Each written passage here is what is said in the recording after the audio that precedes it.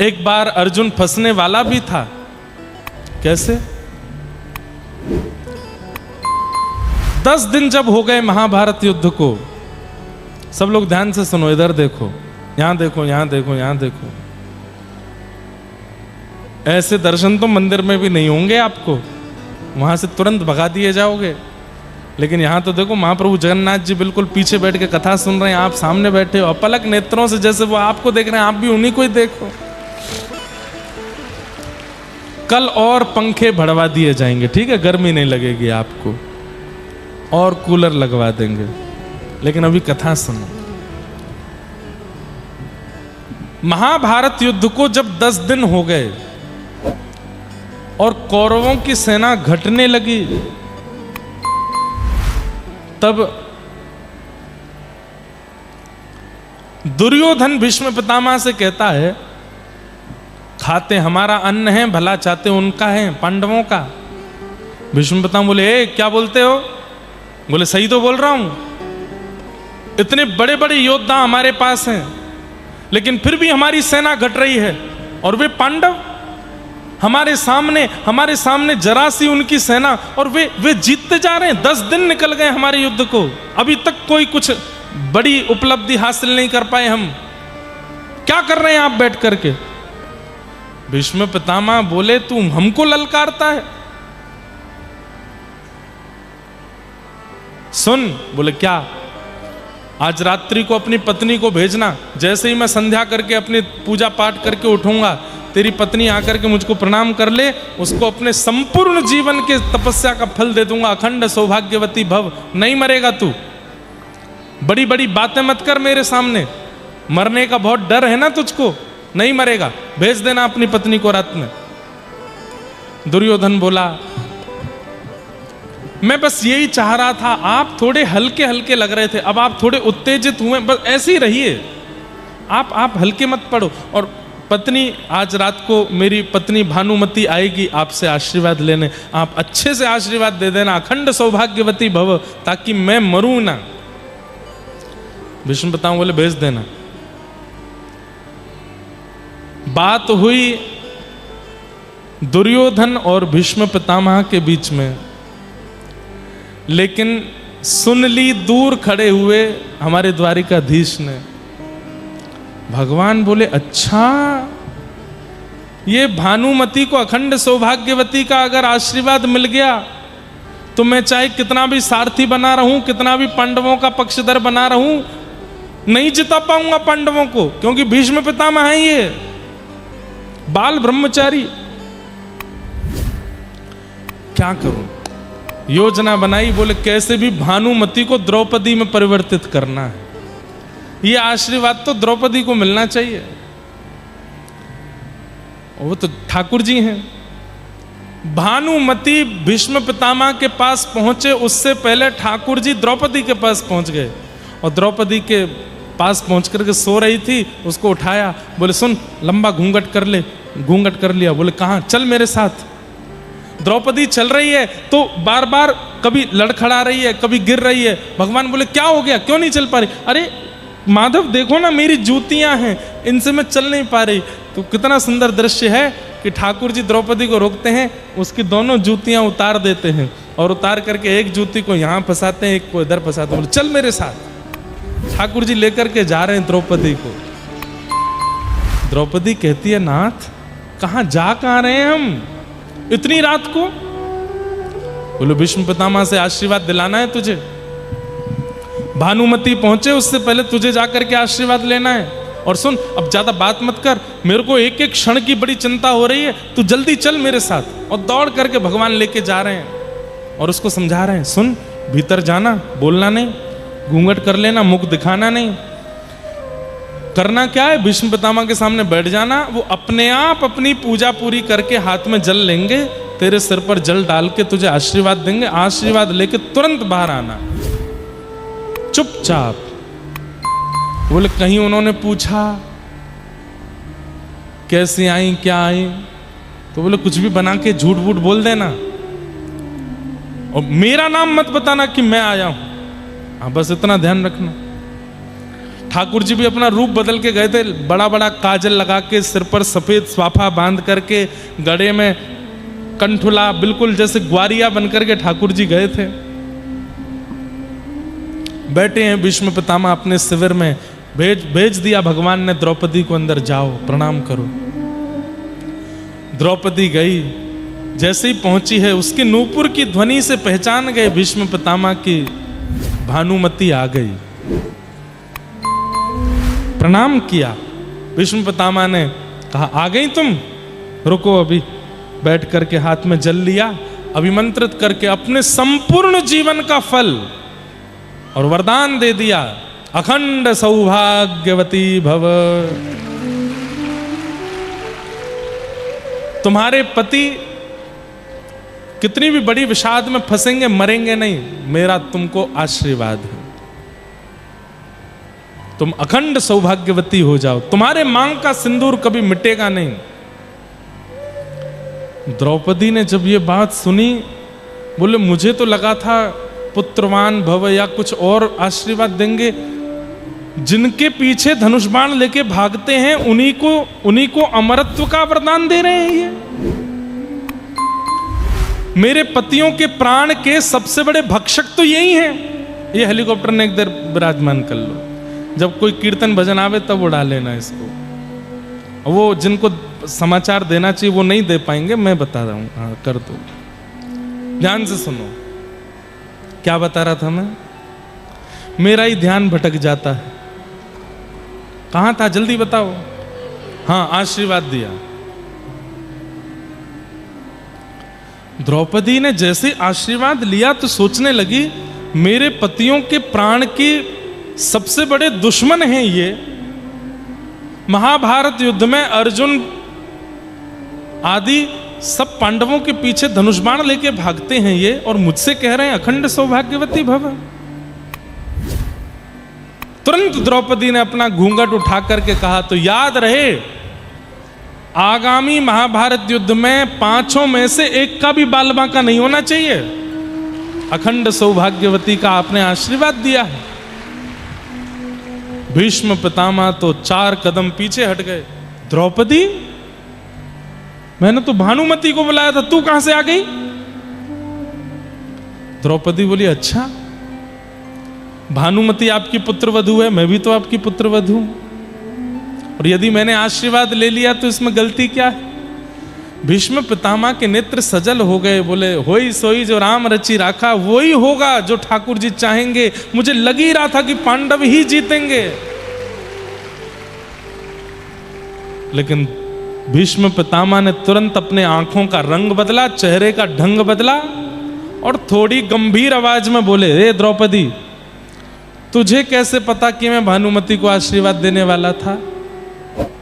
और इतनी रात को हमारी घर की बहू आवारा घूम रही है?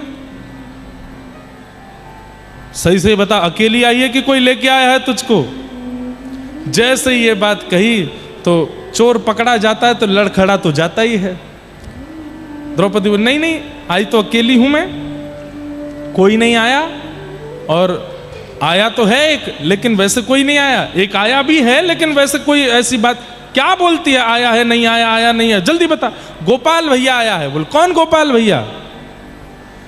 हमारी गौशाला में गैया का दूध काटता है, उसकी कोई बहन नहीं थी, एक दिन रो रहा था तो मैंने राखी बांध दी, तब से भाई है मेरा। भीष्म पितामह बोले अच्छा चल दिखाइयो तो मेरे, मैं भी देखूं कैसा गोपाल भैया तेरा। आप क्या करेंगे? आप इतने बड़े योद्धा हैं, इतने बड़े महाराज, वो ग्वारिया से मिलने जाओगे, आप यहीं बैठो। नहीं नहीं, मैं देख के तो आऊं। सिंह के पास लाने की सामर्थ्य कोई योद्धा रख सकता है, ये कोई कौन गोपाल भैया तेरा देखूं तो। बाहर आकर के भीष्म पितामह ने गर्जना करके कहा गोपाल भैया। ठाकुर जी दूर जूतियां दबाए बैठे थे, प्रतीक्षा कर रहे हैं द्रौपदी आ रही होगी। जैसे ही गोपाल भैया की गर्जना सुने, ठाकुर जी तो वहीं एक बार तो लुढ़क गए। अब गए, मुंह बंद नहीं रहता है। ये द्रौपदी को कितना मना किया था कुछ नहीं बोलना, भीतर जाके सब उगल आई होगी। भीष्म पितामह इतने दोबारा चिल्लाए, कहाँ है गोपाल भैया? ठाकुर जी यहाँ हैं हम, इधर आओ। ठाकुर जी पास गए, एक लालटेन उठा करके, अंधेरी रात थी, लौ थोड़ी तेज की। भीष्म पितामह ने बोले जरा चेहरा दिखाना अपना।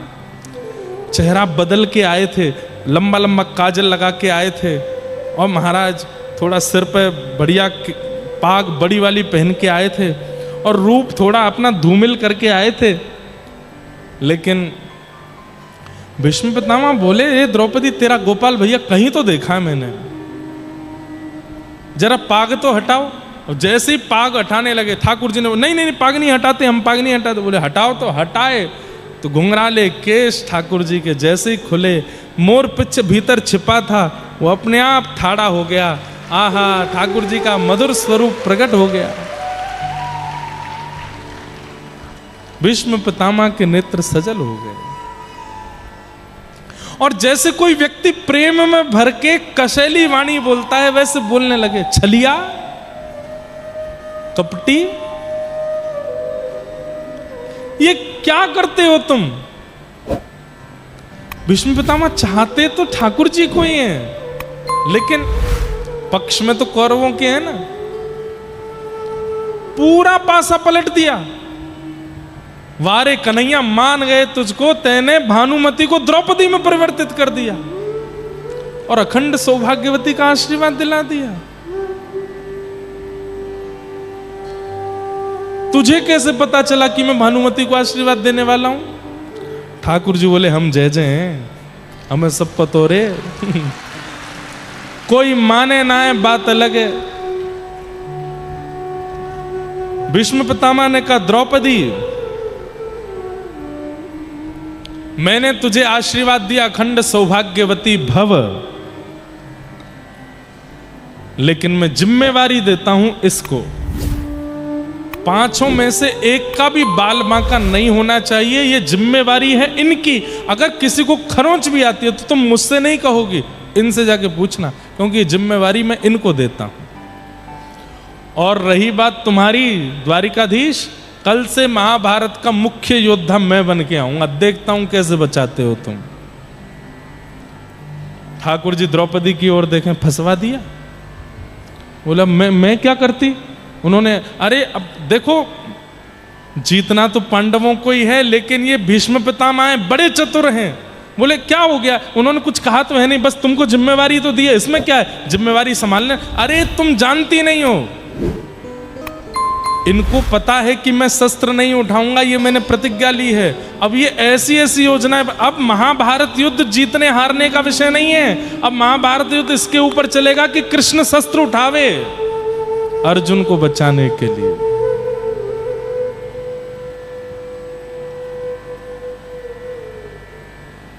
और मुझे उठाना पड़ेगा। और वही हुआ। अगले दिन भीष्म पितामह अपने धनुष बाण लेकर के महाराज प्रत्यंता चढ़ाते हैं, और किसी पर नहीं, केवल अर्जुन। और एक बाण छोड़ते हैं, एक से अनेक निकलते हैं। अर्जुन का रथ लेकर के भगवान कभी इधर भागे, कभी उधर भागे। प्रश्वेत के बिंदु ठाकुर जी के मुख पर आ रहे हैं। घोड़ों के पैरों से उठने वाली धूल जाकर के ठाकुर जी के मुख पर लग रही है। कभी ठाकुर जी ऐसे संभालें, कभी ऐसे। ठाकुर जी को पसीना पसीना कर दिया भीष्म पितामह ने। भगवान के पितामह ने एक सांस ले लो। बोले नहीं, आज नहीं छोड़ूंगा। आप जब मेरे साथ छल कर सकते हो तो मैं आपके साथ कुछ थोड़ी लीला भी नहीं करूं। अंत में भीष्म पितामह ने एक ऐसे बाण का अनुसंधान किया कि रथ चाहे जहां भगा लिया जाए, वो बाण जिसका नाम गोत्र लेकर के छोड़ा गया उसको लगेगा ही लगेगा। जब भगवान ने मंत्र सुना, अरे ये तो वो बाण छोड़ा जा रहा है कि ये सीधे अर्जुन को ही लगेगा। चाहे मैं ब्रह्मांड भेदन करके रथ को ले जाऊं, बाण वहां भी आ जाएगा। तब भगवान ने कहा अब मुझे कुछ करना पड़ेगा। तभी सामने रथ का टूटा हुआ चक्का पड़ा था। भीष्म पितामह बाण छोड़े उससे पहले रथ का चक्का इनके ऊपर फेंक दूंगा। तुरंत ठाकुर जी अपने स्थान से उठे, पहली बार योगेश्वर कृष्ण, और कूदे हैं रथ से, दौड़े हैं। देख रहे हैं भीष्म पितामह को दौड़ रहे हैं रथ के चक्के की ओर। 2 बार तो हाथ में केवल धूल आई है, तीसरे प्रयास में जैसे ही रथ का चक्का आया है, कोमल श्री कृष्ण, सुंदर श्री कृष्ण आज मानो जैसे नशिंग बन गए हों, आंखें लाल पड़ी हैं, ताम्र वर्ण हो गया है, और जैसे ही दौड़े हैं भीष्म पितामह की ओर रथ का चक्का लेके, रथांग पानी बन गए, पृथ्वी भूचाल होने लगा, आकाश में बादल गरजने लगे हैं। अब नूतन प्रलय हो जाएगा। भीष्म पितामह ने जैसे ही देखा रथ का चक्का लेके दौड़ते हुए आ रहे हैं ठाकुर जी मारने के लिए, चिंगाड़ रहे हैं जोर से, तुरंत भीष्म पितामह ने अपने बाण को धीमा करके नीचे रख दिया और ताली बजाने लगे। क्यों? आप कहो मैं शस्त्र बिन भूमि हरहूं सब भार।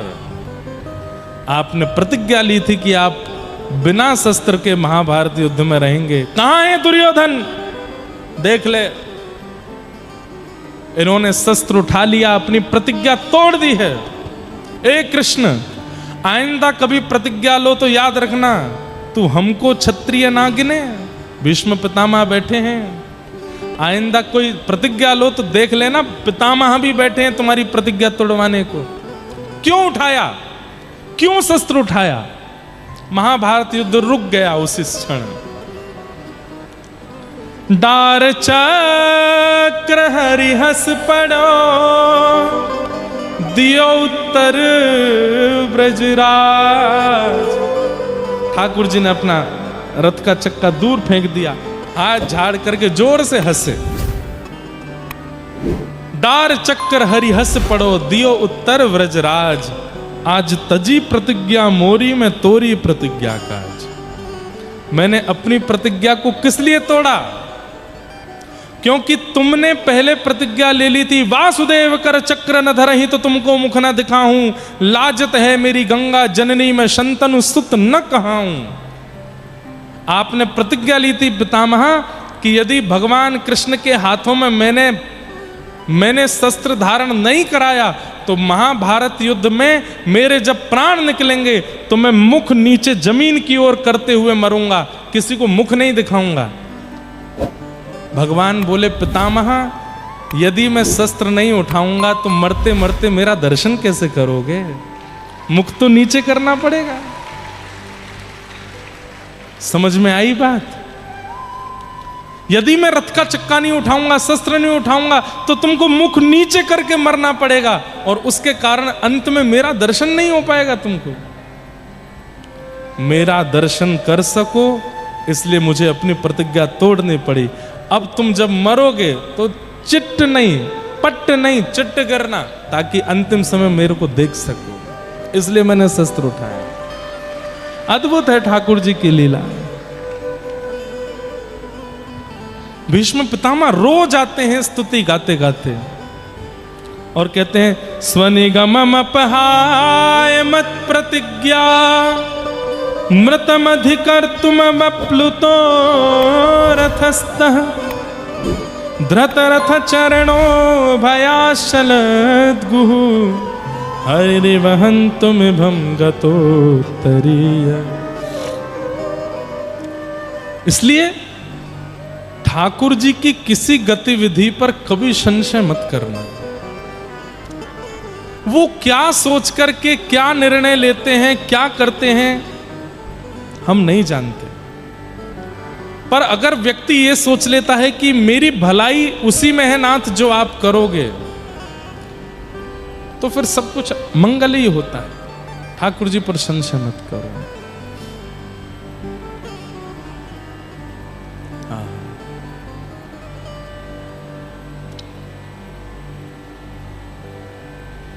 ऐसी ठाकुर जी की मधुर लीला। जिसको तेरा भरोसा, जिसको तेरा सहारा, जिसको तेरा, बहुत सुंदर भाव गाओ। जिसको तेरा सहारा, जिसको तेरा भरोसा, जिसको तेरा सहारा, जिसको तेरा भरोसा, जिसको तेरा सब लोग गा। जिसको तेरा भरोसा, जिसको तेरा सहारा, जिसको तेरा भरोसा, जिसको तेरा सहारा, मझधार क्या करेगा, मझधार ही किनारा, मझधार क्या करेगा, मझधार ही किनारा, जिसको तेरा भरोसा, जिसको तेरा सहारा, जिसको तेरा भरोसा, जिसको तेरा सहारा, तेरी कृपा से भगवन भक्तों की नाव चलते, तेरी कृपा से भगवन भक्तों की नाव चलती, तूफान आंधियों में उनको भी राह मिलती, तूफान आंधियों में उनको भी राह मिलती,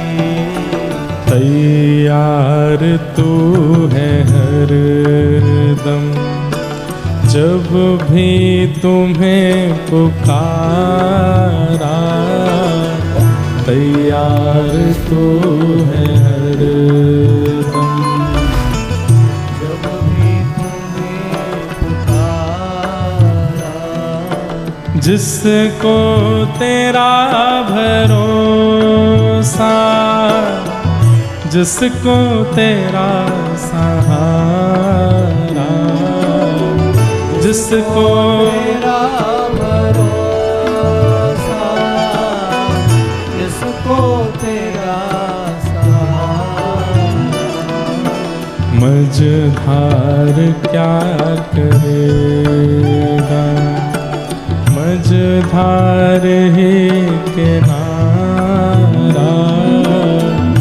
मझधार क्या करेगा, मझधार ही किनारा, जिसको तेरा भरोसा, जिसको तेरा सहारा, जिसको तेरा भरोसा। श्री जगन्नाथ महाप्रभु की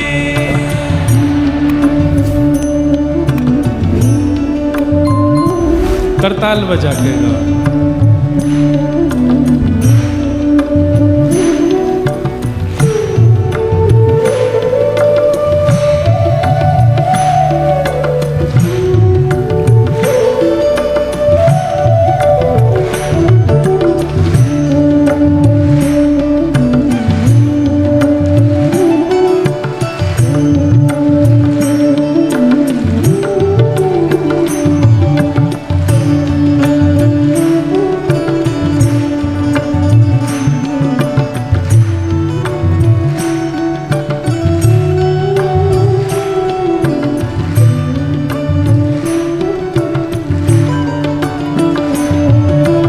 जिसको तेरा भरोसा, जिसको तेरा सहारा, जिसको तेरा भरोसा, जिसको तेरा सहारा, जिसका भी हाथ पकड़े प्रभु छूटने न देते, जिसका भी हाथ पकड़े प्रभु छूटने न देते, जिसका भी हाथ पकड़े प्रभु छूटने न देते,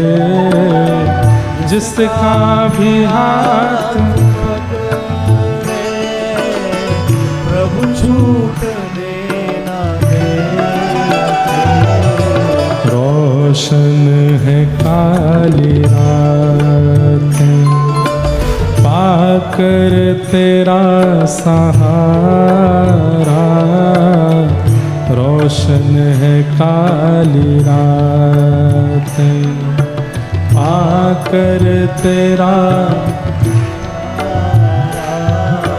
जिसको तेरा भरोसा, जिसको तेरा सहारा, जिसको तेरा भरोसा, जिसको तेरा सहारा, हे जिसको तेरा भरोसा, जिसको तेरा सहारा, जिसको तेरा भरोसा, जिसको तेरा सहारा।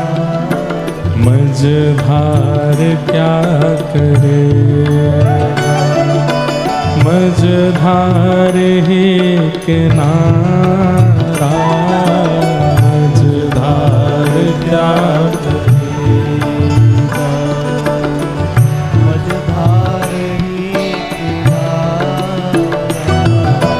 होठों पे नाम तेरा, दिल में उमंग तेरे, होठों पे नाम तेरा, दिल में उमंग तेरी। और अलमस्त सार हूँ मैं, छाई तरंग तेरे, अलमस्त सार हूँ मैं, छाई उमंग तेरी।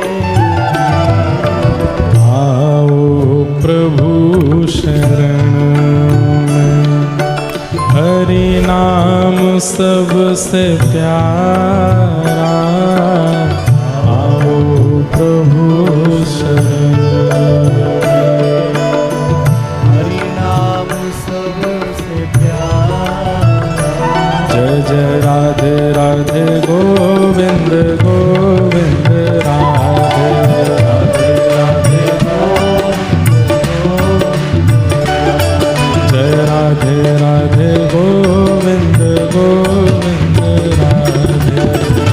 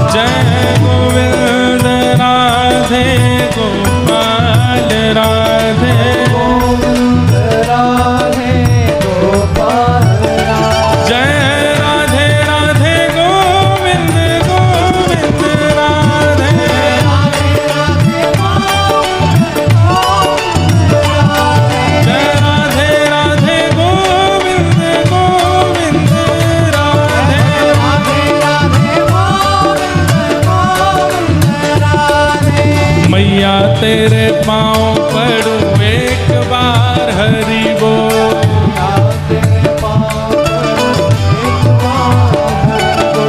भैया तेरे पाँव पड़ूं एक बार हरि बोल। हे हरि बोल हरि बोल हरि हरि हरि बोल। हरि बोल हरि बोल हरि बोल हरि बोल हरि हरि हरि बोल। हरि बोल हरि बोल हरि हरि हे भजो